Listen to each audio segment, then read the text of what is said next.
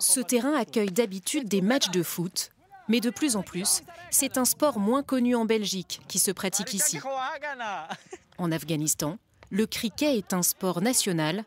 Alors pour ces jeunes hommes en exil, ce match est un moyen de se remémorer le pays qu'ils ont dû fuir. Chapeau, franchement. El Mehdi gère les 64 mineurs que compte ce centre d'accueil. Arrivés sans famille en Europe, ce sont des mineurs étrangers non accompagnés, plus connus ici sous l'acronyme de MENA. On remarque que depuis cette année, en tout cas depuis 2 ans, on peut dire même qu'il y a un afflux majeur de demandeurs d'asile en général. Mais surtout, on a remarqué que la proportion des MENA, elle est énorme en tout cas. On n'a jamais connu ça. Elle dépasse de loin la crise de 2015. Donc l'agence, on peut dire, et les structures d'accueil n'ont pas été préparées à cela. Résultat, certains mineurs se retrouvent sans tuteur. Pourtant, en Belgique, c'est un prérequis à toute procédure administrative.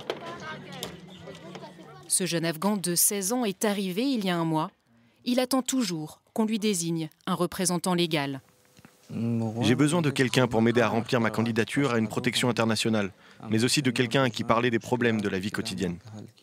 Même angoisse pour ce Tchadien de 15 ans. Après un exil traumatisant, il s'est retrouvé coincé dans un vide administratif.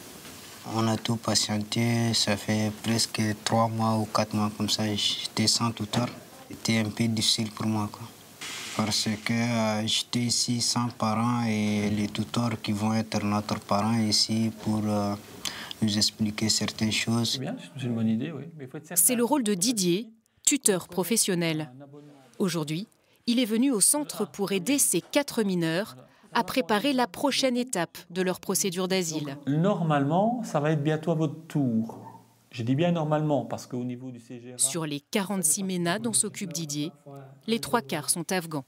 Avant, quand on était tuteur d'un jeune Afghan, on se disait c'est formidable, parce que beaucoup de ces jeunes obtenaient une protection au moins subsidiaire, pour ne pas dire le statut de réfugié.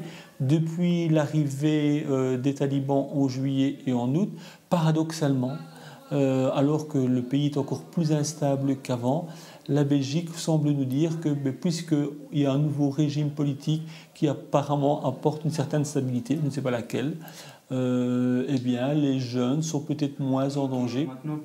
Amir Khan et Esmatoula n'apprennent le français que depuis quelques mois, mais ils tiennent à nous expliquer pourquoi ils ont quitté leur pays. C'est problème pour les jeunes, pour moi, l'Afghanistan, que Taliban, les jeunes, tu prends les jeunes qui pas l'école. Moi aussi, problème avec Taliban. Après, lui vient pour moi à la maison, beaucoup de bagarres. Et moi, frère, moi, père, ma sœur, c'est tout mourir. La procédure d'asile n'est pas la seule démarche à la charge de Didier, qui légalement détient l'autorité parentale sur ses mineurs. À peine sorti du centre, il doit décrocher son téléphone. C'est un propriétaire qui loue un studio à un MENA dont s'occupe Didier. À cause d'un problème administratif, l'aide sociale n'a pas versé le loyer à temps. Vous le mettez en demeure, mais il fait quoi le gamin avec ça? Rien, je sais rien faire. Je vais réinterpeller le patron pour voir si la fiche de paie est déjà sortie de son secrétariat social. Ça va? Ok. Voilà. Une bonne journée, monsieur. Carrément, merci. Oui, au revoir. Donc vous avez ici un propriétaire aux abois, un propriétaire qui a peut-être 20 studios qui loue un prix exorbitant dans des conditions qui sont parfois infâmes, qui vient crier famine parce qu'il n'a pas touché son loyer. Et moi, je dois quasi me prostituer devant lui en disant que ça va arriver, qu'il ne doit pas stresser, etc. Des profils comme celui de Didier ne sont pas si faciles à trouver. Pour pallier le manque de tuteurs, le ministère de la Justice prévoit un recrutement prochain. Nous avons régulièrement des citoyens qui postulent pour devenir tuteurs.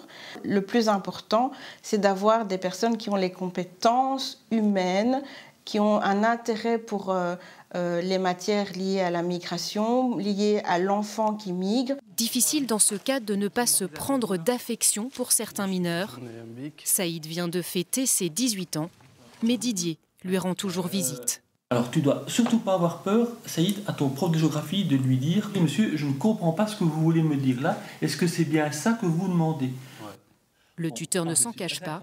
il ressent pour Saïd un sentiment quasi paternel.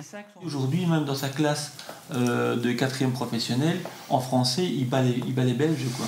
Donc, d'un point de vue légal, j'ai fini ma mission à 18 ans avec un jeune. Bon, maintenant, quand on est tuteur, on travaille avec de l'humain. Et donc, laisser un jeune à 18 ans et un jour, c'est très rare qu'on fasse ça, quoi. À la majorité de ses pupilles, Didier ne perçoit plus de rémunération. Mais ce qui perdure, c'est le sentiment de devoir aider ces très jeunes gens sans famille dans un pays qu'ils connaissent peu. J'étais malade.